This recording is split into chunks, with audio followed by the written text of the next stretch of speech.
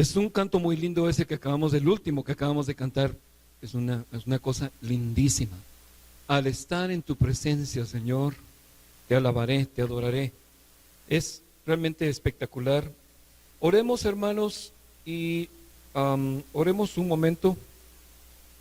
Vamos a pedirle al Señor, como siempre, que Él nos ayude, nos dé su gracia, nos guíe como siempre, y que podamos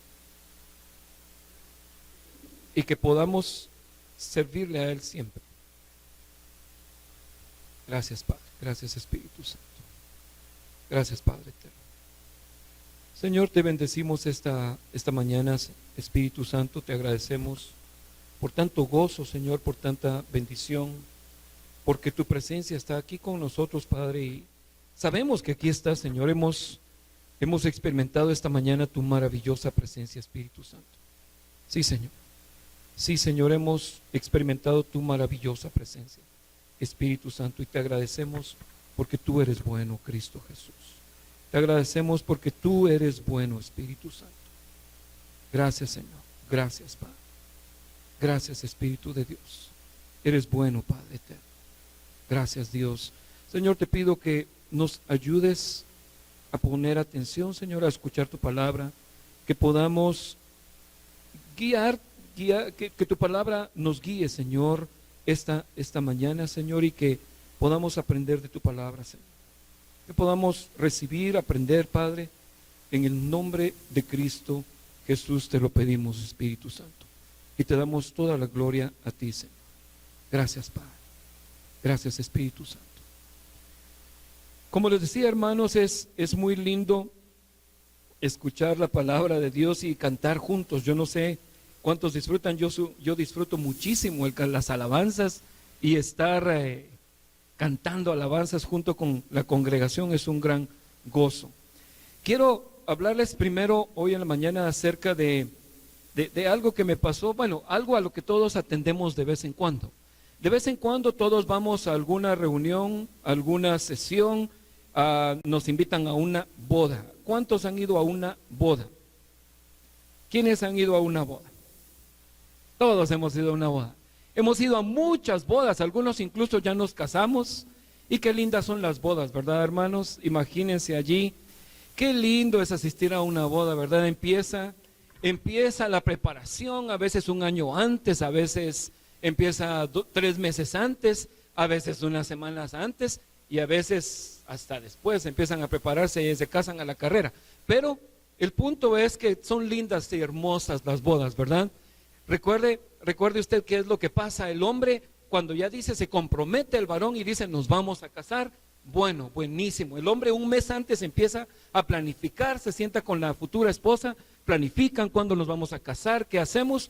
El hombre lleva un mes planificando y la novia está emocionada, lleva 15 años planificando su boda, desde que era niña, casi está ya a los 5 años, ya casi que empieza a soñar con la boda, a los 12, 13 años, no sé cuánto lleva. Y el hombre está ahorrando dinero para empezar a pagar todas las cosas que hay que pagar, y el hombre está emocionado de que un mes antes, 2 meses antes está emocionado. La esposa está emocionada 5, 6, 7 años antes de que se va a casar y soñando que se va a casar varios años antes. Entonces, las bodas son hermosas, hermanos. Hemos ido a muchas bodas. Yo he ido a varias bodas, y algunas bodas, todas las bodas son lindas. Lo triste a veces de las bodas es no la ceremonia en sí, sino el mensaje. A veces es un poco triste porque el mensaje no es el mensaje que se debería dar en una boda. Cambian el mensaje y dan otros principios, dan otras enseñanzas que no tienen nada que ver con el matrimonio, y hablan del dinero, del éxito, y la misma cosa del humanismo de siempre, que dicen, ustedes tienen que mantener viva. Escuché a un predicador no hace mucho tiempo, un pastor que habla en la radio, habló un montón de conceptos equivocados, y yo decía, no puede ser, pero bueno, está bien, así pasa mucho en las bodas, tristemente. Y él decía, uno de los conceptos equivocados que él daba él decía, hermanos, a los novios les hablo, mantengan viva la llama de la ilusión, decía. Y decía, no puede ser la ilusión es algo pasajero, algo temporal, algo que no permanece. La ilusión no puede ser el fundamento de la familia. Si la ilusión es el fundamento de la familia, ocurre lo que ocurre con la gran mayoría de personas que se divorcian. No lograron mantener la ilusión, la emoción, y terminan peleándose y divorciándose. Luego él dice, mantengan vivo el romanticismo. Dentro de poco vamos a tener un seminario de la familia. De una vez les anuncio que vamos a volver a tener, vamos, primero Dios, también vamos a tener una cena de parejas más adelante. Ahí se van preparando y preparando a sus invitados, por favor. Carlos nos va a estar compartiendo otra vez de la familia. Recuerde usted que la familia es la base de la sociedad, la base de todo, realmente la base del Estado, la base de los negocios, la base de la educación, la base de la política. La familia es lo más fundamental. Entonces, tristemente dicen, mantengan el romanticismo, y no, que nunca se apague el romanticismo, y ponen otro fundamento, pero no el fundamento bíblico para la familia. Entonces, tristemente, como les digo, muchas veces se da otro fundamento y no el fundamento bíblico. No hay otro fundamento sino Cristo, y ese es el tema de hoy. No hay otro fundamento, solo hay un fundamento, y es Cristo. Y vamos a leer de cómo. A mí lo que me gusta mucho cuando doy una enseñanza o tengo el enorme privilegio de predicar es buscar al final cómo se aplica a cada uno individual en los espacios más pequeños de la vida. Porque yo quisiera incluso hablar de más ejemplos, pero no se me ocurren más. Entonces, los pocos que logro alcanzar a tener son los que vamos a estar viendo hoy. Bueno, usted dirá, pero dio como 15 ejemplos, pero para mí son pocos porque las situaciones de la vida son muchas. No voy a dar tantos tampoco. No hay otro fundamento sino Cristo. ¿Cómo funciona el fundamento en nuestras vidas? Leamos lo que dice 1 Corintios 3. Porque nadie puede poner otro fundamento que el que está puesto, el cual es Jesucristo. Hoy en la mañana casualmente, Carlos dice, ¿qué pasaría si fueran destruidos qué haría el justo si fueran destruidos los fundamentos? Pero estábamos hablando de ¿qué haría el justo si fueran qué haría el cantante si fueran destruidos los micrófonos o algo así dijo? No sé qué fue lo que dijo, pero estaba haciendo referencia a este versículo, a un versículo de Salmos. ¿Qué haría el justo si fuesen destruidos los fundamentos? En primer lugar, los fundamentos no pueden ser destruidos, porque Dios es el que los sostiene, y la palabra de Dios permanece para siempre. No hay otro fundamento sino Cristo. 1 Corintios dice, Pablo hablándole a los hermanos de Corinto o Corintios, a los corintios, les dice, os di a beber leche y no vianda. Voy a leer un poquito antes para que leamos el contexto completo. Pablo acaba de regañarlos un poquito en las palabras anteriores a los de Corinto.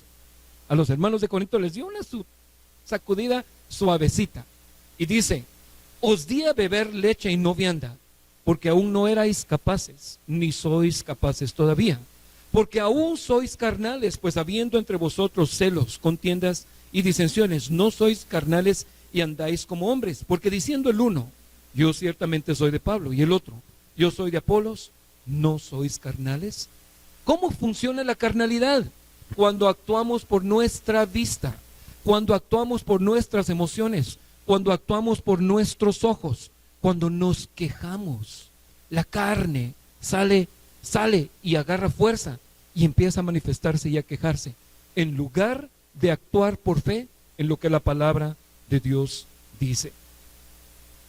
Dice, yo soy de Pablo y el otro de Apolos. Ellos sabían, a un grupo le gustaba más cómo predicaba Pablo y al otro le gustaba cómo predicaba Apolos. Han de haber tenido su habilidad para predicar ellos. Pero Pablo les está diciendo, miren ustedes están cambiando el fundamento de sus vidas, el fundamento de la iglesia. Ustedes no pueden poner sus ojos en el hombre. Sigamos.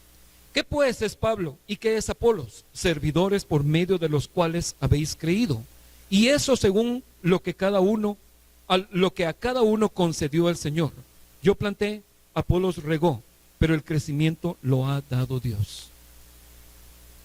Entonces, lo que los hombres hacemos es edificarnos unos a otros. En este caso, ellos eran ministros, predicadores del evangelio, y ellos tenían que poner el fundamento. ¿Cuál es el fundamento? La palabra de Dios, la sana doctrina, la enseñanza correcta.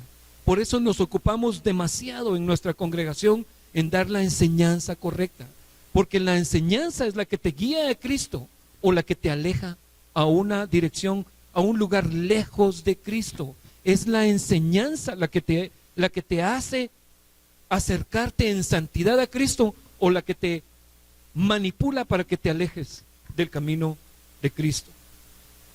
El 7 dice: así que ni el que planta es algo ni el que riega, sino Dios que da el crecimiento. Y el que planta y el que riega son una misma cosa. Hombres, humanos, temporales, siervos, nada. Aunque cada uno recibirá su recompensa conforme a su labor.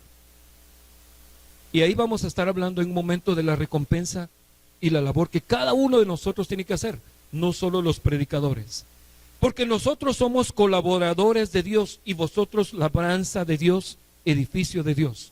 Lo que Pablo está diciendo es que nosotros, la iglesia, porque él está hablando a los cristianos, a la iglesia que estaba en Corinto, nosotros que estamos aquí, nosotros somos las paredes, algunos son ladrillos, otros pues posible que sea el dintel de la puerta, otro es posible que sea el piso de en medio, otro es posible que sea uno de los ladrillos que van en el suelo. Eso es lo que somos nosotros. Nosotros en conjunto somos la casa del Dios vivo. Él habita en medio de todos nosotros. Utiliza hombres individualmente en algunas ocasiones, pero Él habita en la iglesia como su templo. Conforme a la gracia, el 10, conforme a la gracia de Dios que me ha sido dada, yo como perito arquitecto puse el fundamento y otro edifica encima. Pero cada uno mire cómo sobreedifica. Aquí está hablando de tres cosas. Él puso el fundamento, él llegó con los corintios y les habló de Cristo y les dijo: Cristo es el Señor, Cristo es el Salvador del mundo, ustedes están en pecado, tienen que arrepentirse de todos los dioses de la cultura de Corinto, porque en Corinto habían un montón de dioses.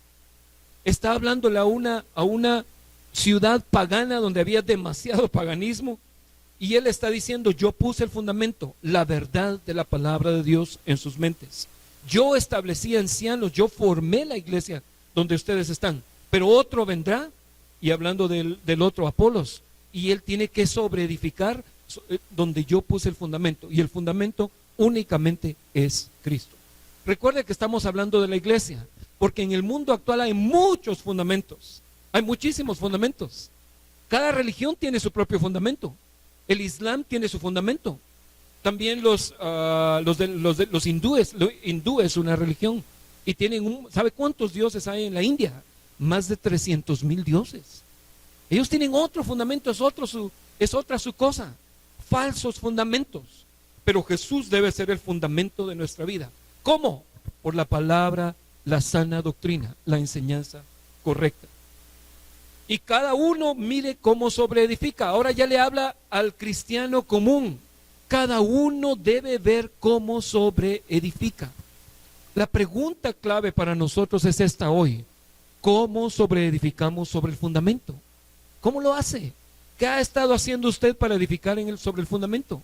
¿Cuál ha sido su actuar, su labor, su trabajo para edificar sobre el fundamento que ya está puesto? Porque Jesús es el fundamento, pero nos ha dado el privilegio de ser las piedras, los ladrillos, el cemento, las ventanas, las puertas, para construir encima del fundamento que es Cristo. Cada uno mire cómo sobreedifica. Porque nadie puede poner otro fundamento que el que está puesto, el cual es Jesucristo. Es lindísimo. Por eso me gustó mucho ese canto hoy en la mañana, hace un momento que decíamos: al estar aquí, Señor, delante de ti, te adoraré. Y no hay cosa tan linda como adorar juntos como congregación, juntos como hermanos y como familia. Y si sobre este fundamento alguno edificare oro, plata, piedras preciosas, madera, heno, hojarasca, la obra de cada uno se hará manifiesta, porque el día la declarará. Pues por el fuego será revelada, y la obra de cada uno, cual sea el fuego, la probará. Si permaneciere la obra de alguno que sobreedificó, recibirá recompensa. Si la obra de alguno se quemare, él sufrirá pérdida, si bien él mismo será salvo, aunque así como por fuego. Entonces, el punto de lo que él está hablando aquí, podríamos hacer 2 o 3 horas de enseñanza solo del versículo 13 al 15. La obra de cada uno se hará manifiesta porque el día la declarará. Mire, Jesús es el fundamento. Lo que le voy a decir, tal vez a usted no le vaya a parecer tan acertado, pero es cierto lo que le voy a decir. Jesús es el fundamento de la iglesia evangélica. Jesús es el fundamento de la iglesia católica. Jesús es el fundamento de los mormones, de los testigos de Jehová y de un montón de religiones. Pero ¿qué han construido sobre Jesús? Sobre ese fundamento. ¿Han construido en el camino correcto o están construyendo otras cosas? Y yo no estoy tratando de ofender a nadie ni insultar a los otros creyentes en Cristo, porque de una u otra forma creen en Cristo. El punto es, están construyendo la doctrina correcta sobre el fundamento que es Cristo, porque todo mundo dice creer en Jesús. Todos los que nos decimos cristianos, de una u otra manera, estamos construyendo sobre el fundamento que es Cristo. Pero ¿quién está construyendo correctamente? Esa es la pregunta que tenemos que hacernos. Y luego en lo individual, ¿cómo estamos construyendo nosotros? 16. ¿No sabéis que sois templo de Dios y que el Espíritu de Dios mora en vosotros? El Espíritu Santo mora en nosotros. Cuando nosotros creímos en Jesús y le recibimos, Él nos dio su Espíritu Santo como una promesa. No es la llenura del Espíritu Santo, no estamos hablando de la llenura. La llenura del Espíritu Santo es otra cosa, funciona distinto. La llenura tiene que ver con llenarme de la palabra de Dios, de servir, de buscar a Cristo, de vivir para Él. Pero la llenura también somos vaciados de esa llenura. Si no sabía usted, el Espíritu Santo es como un río que nos atraviesa y que debe alimentar a otras personas, que debe llenar a otras personas. Todo aquel que en mí cree, de su interior fluirán ríos, correrán ríos de agua viva. Además, recuerda usted que Jesús dijo, apuñuscado entre la gente que lo estaba apretando, dijo, ¿quién me tocó? Porque sentí que poder ha salido de mí. El Espíritu Santo habita en nosotros necesitamos ser llenos. Él nos llena, pero nosotros también tenemos que buscar la llenura del Espíritu Santo. Es un trabajo en equipo con el Padre Eterno.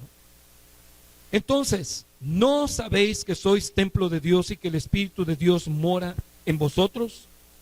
Nosotros somos el templo de Dios, individualmente y en lo colectivo también. Ahora, pregúntese, por favor, hermano, pregúntese esto, por favor, se lo suplico. Y voy a cerrar mis ojos. ¿He recibido el Espíritu Santo? ¿Mora el Espíritu Santo en mí? ¿Me guía el Espíritu Santo? ¿Me habla el Espíritu Santo? ¿Cuándo fue la última vez que me habló el Espíritu Santo? ¿He sido sellado con el Espíritu?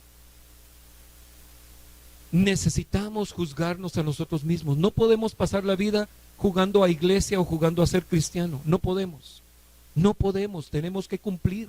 Tenemos que dar el fruto correcto. Si no damos el fruto correcto, habrán consecuencias muy duras. Habrán consecuencias duras. Recuerde lo que siempre hemos dicho en esta iglesia. Cristianismo es una fórmula. Cristianismo igual cambio constante. Cristianismo igual cambio constante. Dejo de ser como el mundo me enseñó y aprendo a ser como Cristo. Cristianismo, cambio constante. Cristianismo, discipulado. Soy chaparrito así en el espíritu, pero tengo que crecer a la imagen de Cristo, a la estatura. A ver cuánto tiempo nos tomaría, porque el daño del mundo ha sido muy grande, los destrozos y los estragos que el mundo hizo en nuestra alma. Pero podemos avanzar, cada día un poco, cada semana un poquito más como Cristo, cada año un poco más como Cristo. Necesitamos pararnos y ver hacia atrás. Hace 5 años yo era así, ahora he cambiado, ahora soy un poco más como Cristo. ¿Qué es un fundamento entonces? Es muy sencillo. Pablo está utilizando lenguaje de constructores, lenguaje de arquitectos, de obra de construcción. Y el Antiguo Testamento lo dice también, obra de construcción. Un fundamento, todas estas paredes que están aquí tienen que tener, en primer lugar, en cada esquina zapatas, que son unos cuadros así grandísimos, dependiendo de cuánto se va a construir con hierro. Y en medio empieza a construir una columna con hierro en medio. Y también van las otras vigas, les llamo yo, pero no son vigas, en el piso, que van de una zapata hacia la otra y que son anchas por debajo, que son como una T invertida, para que no se hunda. Si solo se pusiera la pared, se empezaría a hundir, pero necesita tener algo que sea plano y ancho debajo del muro para que no se hunda. Entonces, zapatas, Jesús es las zapatas del edificio. Jesús es ese fundamento, esas vigas que van por debajo que se llama, ¿cómo se llama, arquitecto? Los cimientos. Gracias. Son las columnas, son unas columnas como acostadas y todos las hemos visto. Ese es Jesús y nosotros somos el edificio que está encima. Traduciendo esto a la iglesia, el fundamento es la palabra de Dios tal y como es, simple y sencilla, sin manipulación, sin que esté manchada por nuestros pensamientos, simple y sencilla como la palabra es. Honra a tu padre y a tu madre, no hay cambio. No hablarás falso testimonio, no necesitamos cambiar nada. Entonces, la palabra de Dios es muy sencilla, es fácil. Mire lo que dice el Salmo 118. La piedra que desecharon los edificadores ha venido a ser cabeza del ángulo. De parte de Jehová es esto, y es cosa maravillosa a nuestros ojos. En tiempos antiguos no había cemento, no había arena y no había, como nosotros lo tenemos hoy en día, que la tecnología incluso en eso ha avanzado. En tiempos antiguos lo que hacían es que buscaban una roca enorme y la ponían en la esquina principal, en el muro principal de la casa donde se iba a construir. Y de ahí comenzaban a construir como una cruz, los muros hacia los lados. Y en las otras esquinas también ponían rocas grandes que ellos arrastraban. La piedra que desecharon los edificadores, Jesús es la piedra, Jesús es la roca. Ha venido a ser cabeza del ángulo. De parte de Jehová es esto, y es cosa maravillosa a nuestros ojos. Los edificadores, Israel, que fueron llamados a construir sobre Cristo, no lo hicieron. Aunque Jesús vino hace 2000 años, ellos ya tenían la promesa del Mesías hace como 3000 tantos años. Mateo 21:42 dice, y quiero leer esta escritura porque una cosa es el fundamento de la iglesia, que es Cristo, pero nosotros en lo individual también necesitamos construir sobre un fundamento sólido. También Jesús, obviamente es Jesús. Mateo 21:42, Jesús les dijo, ¿nunca leísteis las escrituras?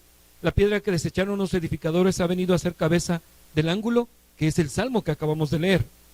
El Señor ha hecho esto y es cosa maravillosa a nuestros ojos. Por tanto os digo que el reino de Dios será quitado de vosotros y será dado a gente que produzca los frutos de él. Y el que cayere sobre esta piedra será quebrantado, y sobre quien ella cayere le desmenuzará. Yo recuerdo que cuando yo era niño, uno de los predicadores que iba a la iglesia utilizaba esta escritura para manipular a la gente que dieran diezmos y ofrendas. Imagínense, terrible. Ahí ya hay una tergiversación. Dice la piedra que desecharon los edificadores, dice el 43. Por tanto, el reino de Dios será quitado de vosotros y dado a gente que produzca los frutos del reino. ¿A quién le está hablando? ¿A los hermanos que hoy en día están titubeando?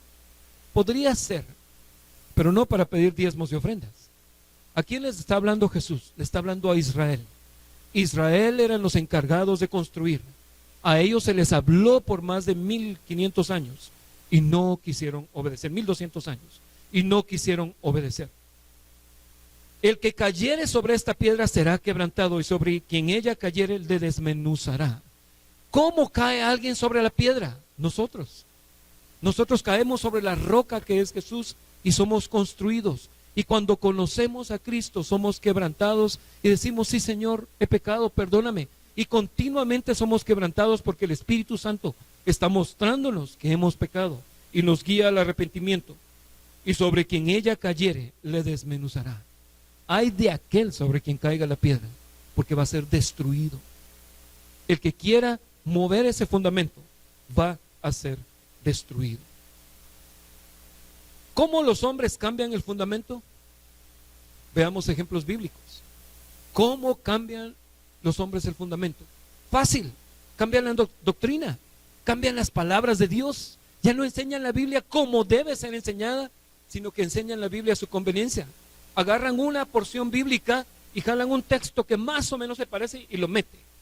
Y ya cumplieron con su propósito, no el propósito bíblico. David transportando el arca del pacto, pero no lo voy a leer porque es larguísima, pero usted quizá la conoce o la puede leer.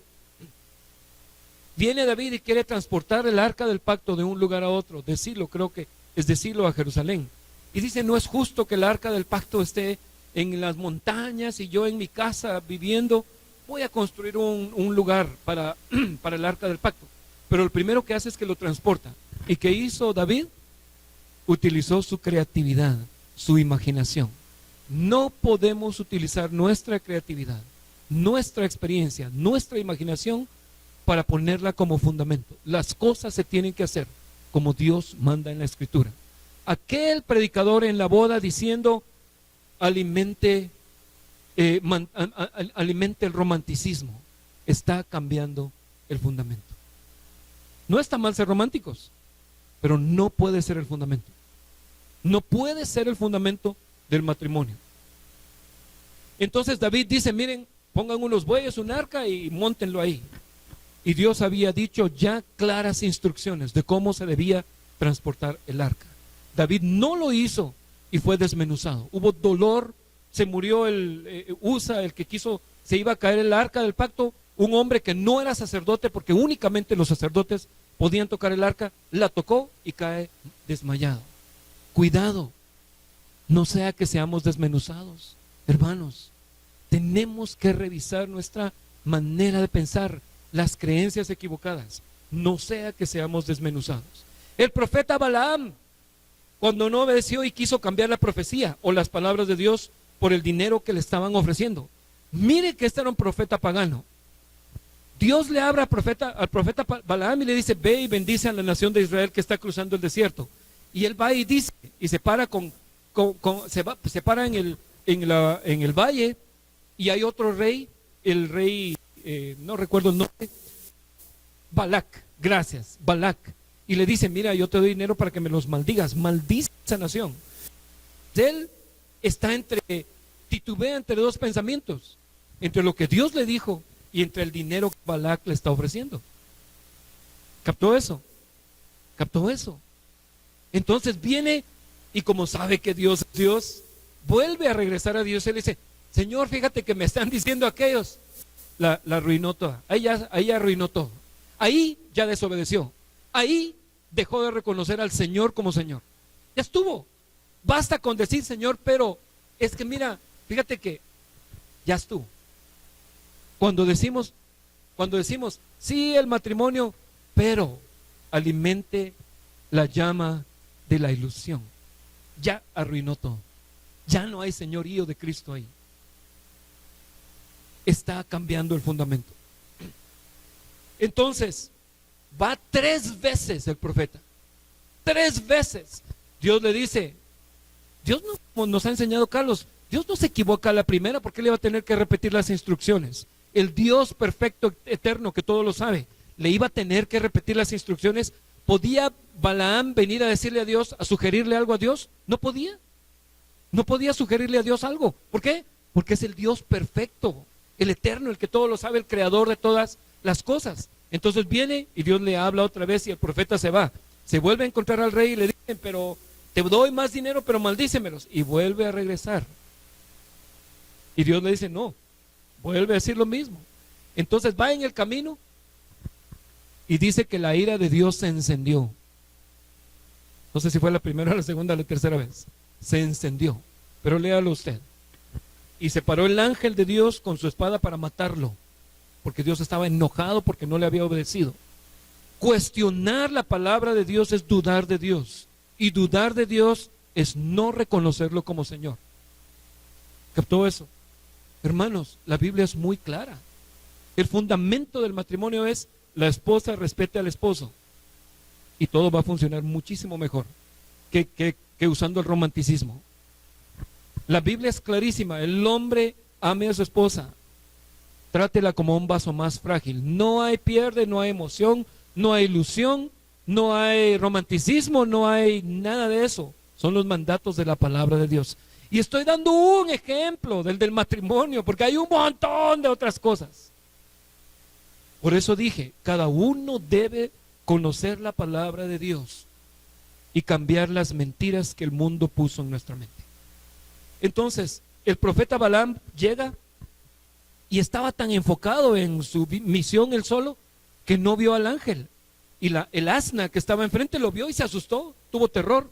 Y el asna le tuvo que hablar al profeta porque el profeta no entendía. El asna le habló y entonces por alguna razón Dios tuvo misericordia y ya no lo mató. Siguiente caso, Saúl cuando guardó lo mejor del ganado y no eliminó al rey malvado, al rey de Amalek. Se cree que Amalek era un nombre como decir faraón porque Dios, esto que estaba ocurriendo en este momento con el rey Saúl, Dios había utilizado a un profeta en el libro de Jeremías y en el Pentateuco para decir, voy a destruir a Amalek por el daño que te hizo. Amalek, de hecho el rey Balac era el rey de Amalek que quería maldecir a la nación de Israel. Entonces viene Dios y le dice a Saúl, mátame a este, porque Dios estaba cumpliendo una profecía contra Amalek que había sido dada muchísimos años antes, más de 150 años antes. Y entonces el profeta Samuel, cuando llega y le dice, ¿por qué guardaste el ganado? ¿Por qué no mataste al rey? Es que lo guardé para hacerle sacrificios al Señor. Allí echó a perder todo. Allí dejó de ser su Señor. Ahí el Padre Eterno, que no se equivoca, dejó de ser el Señor de Saúl, del rey Saúl. Ahí pecó. Cuando nosotros dejamos de hacer las cosas como la Biblia manda, allí Cristo ya no es nuestro Señor. Ahí deja de ser Señor. Ya no es el Señor. Y Él tiene mucha paciencia con nosotros. ¿Por qué? Por Cristo. Porque sabe que somos cabeza dura y tenemos que ir aprendiendo poco a poco. Pero por lo menos necesitamos tener la fe y la disposición. Entonces viene Samuel y le dice, tráemelo. Y dice que llega el rey Amalek y dijo, ay, ya pasó la pena de la muerte, si no me mataron antes, ahorita es para platicar. Y viene el profeta y se lo echó. Cumplió el mandato de Dios. Recuerde usted, lo que estoy diciendo es bastante violento, pero recuerde que era en aquellos tiempos en los que tenía que hacerse justicia de esa forma. Hoy en día no me vaya a venir a usted a decir, miren, Dios me está diciendo que aquel, no me vaya a venir a decir eso, porque estamos en un periodo de gracia y Cristo murió por todos y nos manda Cristo a poner la otra mejilla. Entonces, Saúl no obedeció al Padre Eterno como su Señor. Y los últimos 3 ejemplos, la serpiente en el huerto cuando cambió las palabras de Dios, no le reconoció como Dios. Cambió el fundamento que Adán y Eva tenían. Nadie puede cambiar el fundamento en la iglesia, pero en su propia vida usted sí puede. Usted sí puede quitar a Cristo y crear su propia doctrina, su propia filosofía, su propia manera de pensar. Eva, cuando creyó a la serpiente, cambió el fundamento que le había sido dado y lo echó a perder todo. Dejó de darle gloria a Dios. Ahora le pregunto, ¿dejó Dios de ser glorioso? No. ¿Que Adán y Eva hayan pecado hizo que Dios dejara de ser glorioso? No, Él sigue siendo glorioso, sigue siendo Dios eterno, santo, bueno, perfecto, digno de alabanza y de honra. El cielo y la tierra siguen dándole gloria. Aún el hombre impío y pecador le da gloria. Entonces Eva fue la que cometió el error. Y Adán, cuando creyó a su mujer, también cambió de su vida, se apartó del fundamento en su propia vida. Pero Cristo sigue siendo el fundamento. Entonces, quiero mostrarle la última palabra que tengo aquí, pero no corre. Está bien. Hermanos, necesitamos aprender la palabra de Dios, conocer la palabra de Dios. Lo que más pelea contra tu fe, contra el señorío de Cristo, es el humanismo. El humanismo es un trono. Digamos que en tu corazón hay un trono. Ese trono le corresponde única y exclusivamente a Cristo, a Jesús, el Señor. Pero ¿qué hace el humanismo? Pone a Jesús a un lado y agarra el yo y se sienta sobre ese trono. Entonces voy a la iglesia porque a mí me gusta. Voy a la iglesia porque yo me siento bien. Voy a la iglesia porque ahí aprendo cosas buenas. Voy a la iglesia, diezmo porque Dios me va a bendecir a mí. Entonces, doy prédicas en las que trato de satisfacer a los oyentes porque si no se van de la iglesia. Y entonces quien está sentado en ese trono es el hombre. Y Cristo está a un lado diciendo, hola, yo soy el Señor, te voy a dar tiempo, está tocando la puerta, miren, si alguno abre la puerta y me deja entrar, yo voy a cenar con él y él va a cenar conmigo. Y eso es lo que ocurre tristemente y lamentablemente la mayor parte de gente no entiende lo que es el humanismo. Mi motivación para usted hoy en la mañana son dos cosas. La primera, en qué está construyendo y sobreedificando usted. ¿Cómo está sobreedificando? Y la segunda, aprenda acerca del humanismo. Lea en la Biblia qué es el humanismo. Aún hay una asociación en Europa que se llama Asociación Humanista. Ahí están inscritos todos los ateos que usted pueda imaginarse. Ahí está, hay un montón de religiosos inscritos, pero que ellos dicen, sí, pero yo creo en el humanismo también. Ahí están inscritos, hay una asociación, tiene su declaración, nosotros vivimos por el hombre, para que el hombre viva bien, para que el hombre esté bien, y todo lo que hacemos es para el hombre.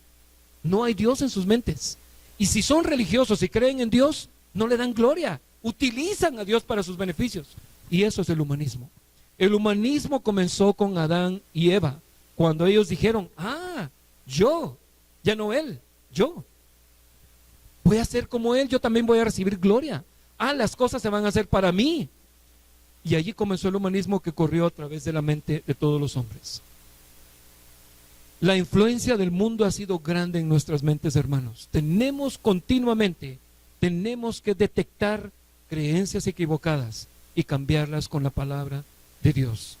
Así que el Señor nos ama y todo lo que hace es para nuestro bien, porque nos ama. Él no necesita de nuestro dinero, ni siquiera de nuestro servicio necesita el Señor. Él podría hacer las cosas como Él quisiera y cuando Él quisiera y utilizar a quien Él quisiera en el momento que Él quisiera, pero nos da el privilegio. Él tiene misericordia de nosotros y nos permite servirle de cualquier forma posible. Así que necesitamos poner nuestros ojos en Cristo y hacerlo Señor en nuestras vidas. Oremos nuevamente. Padre, te damos gracias, Señor. Solo por tu Espíritu Santo podemos entender, Señor, tu palabra, Padre, porque tu Espíritu Santo nos guía a la verdad, Señor. Él redarguye nuestro corazón de pecado, Señor. Redarguye al mundo de justicia y de juicio, porque el mundo no ha creído en ti, Señor. Y nosotros también necesitamos esa guianza, Padre. Necesitamos esa enseñanza, Padre. Necesitamos esas palabras que lleguen a nuestro espíritu, a nuestro corazón, Señor. Ayúdanos, Espíritu Santo. Ayúdanos, Señor, a hacer a Cristo Señor de nuestras vidas, Padre. Ayúdanos a ver al Espíritu Santo, Señor. Ayúdanos, Señor, a entender que necesitamos buscar de tu Espíritu Santo continuamente, Señor. Que en lugar de darle tiempo a otras actividades, Padre, ayúdanos, Señor. Inspíranos a que podamos hacer lo que tenemos que hacer, Padre. Señor, te lo clamamos en el nombre de Jesús. Oramos por tu iglesia, Padre, y por cada ser humano que se considera, Señor, creyente en Cristo. Ayuda a cada hermano, Padre, a cada persona que de una y otra forma cree en Jesús, Señor. Ayúdales, Padre. Aún a los que no creen, ayúdanos a nosotros para enseñarles, Padre, para predicarles tu palabra, Padre. Gracias, Señor. Y que como siempre pedimos, Señor, que toda la gloria sea única y exclusivamente para Cristo, Padre, nuestro Señor, en cuyo nombre oramos, Padre, y te bendecimos, Cristo Jesús. Gracias, Padre. Gracias, Señor. Amén.